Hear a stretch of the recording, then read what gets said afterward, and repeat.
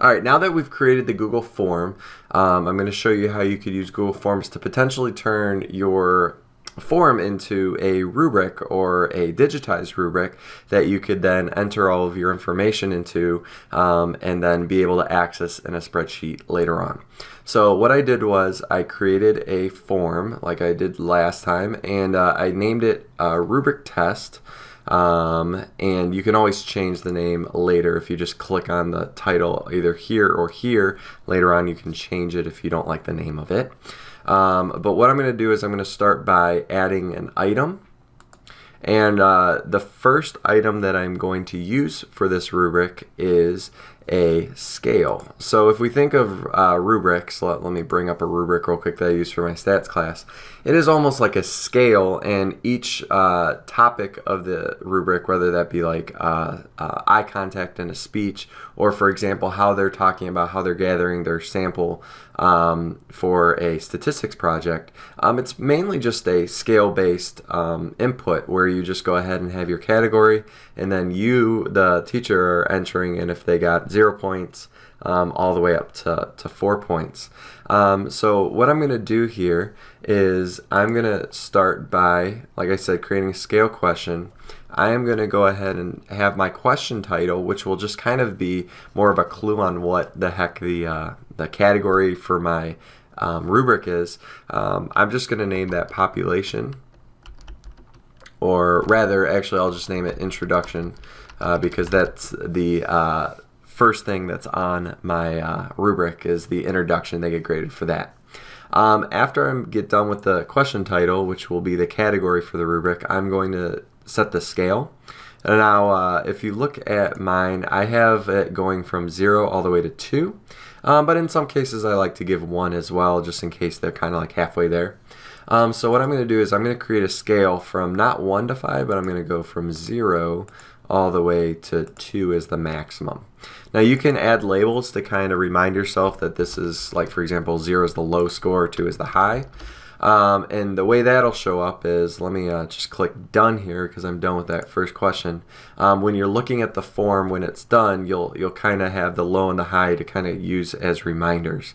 So as you're entering your rubric later on, you'll have the prompt that this is the introduction section. You'll click on either 0, 1, and 2 depending on what they got for that section, and then you'd move on to the next section. So what I'm going to do is I'm going to add another item. I am going to, it really pretty much sets the question type to what you did before. So since I did a scale question for my first one, it'll start another scale question. If you want to change that to maybe like a text response or a multiple choice response, you can do that in the question type here.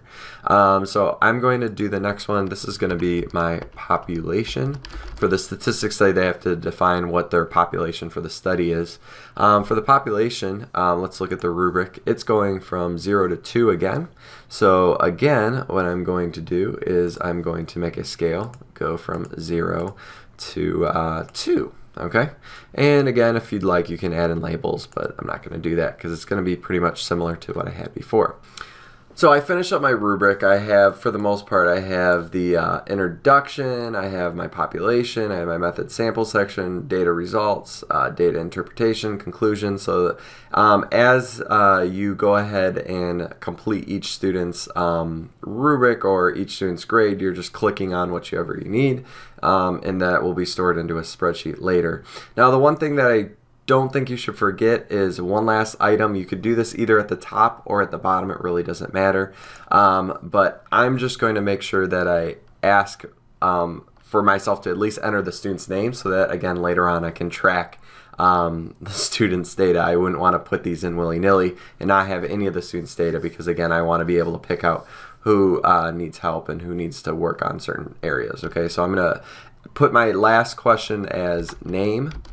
I'm going to, instead of having a scale question, I'm just going to have a text response where literally, I'm going to hit done here, there's just going to be a blank spot where you can just then enter the student's name. And again, if you don't like it here on the bottom, you can always click and drag any item wherever you'd like on the document. This is kind of finicky real quick, but I can drag it towards the top and kind of make that my first one. Again, you can do that for any of them. Just click, hold, and drag, and you can move the question wherever you'd like it, okay? I'm all done for the most part, so I'm going to now send my form out. There's a couple of options for me to do this. I can publish and show this as a public link to form results. Not going to probably want to do that because this is private information. And then it's going to say allow responders to edit responses after submitting. I'm not going to do that as well. However, it might be interesting if you want to change like data down the road. But for now, I'm just going to use show link to submit another response because again, I'm going to be using these forms, not another student. This is pretty much giving you another link. I'll show you in a second what that means. That will prompt you to say add another form response. And for me, if I'm going to be grading a classroom full of 20 papers, I'm going to want this so I can click on this and then grade the next paper or kind of look at the next speech. Okay, so I'm going to hit send form, and it's going to do a couple different things. Either one, you can copy and paste this URL for yourself, and that's where you can access your form that you just created, or you can send this as an email either to another teacher if another teacher needs the rubric, and or you can just send it to yourself. So I'm going to send it to my, and then right before you send it, it's going to ask one last thing. It's going to ask where all your information, where do you want to put it, okay?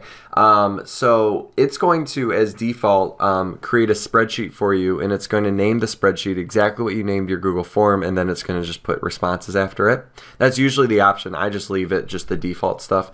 But you could add it to a new sheet within an existing spreadsheet if you were trying to have maybe like different class sections. So if you wanted like hour 1 to be one sheet in the spreadsheet, hour 2 to be sheet number 2 in a spreadsheet, that's fine. But again, it's how you feel comfortable doing that, okay? And then you're just gonna hit create, and then at this point, it's sent to you in your email. You can go ahead and start working on your form from there.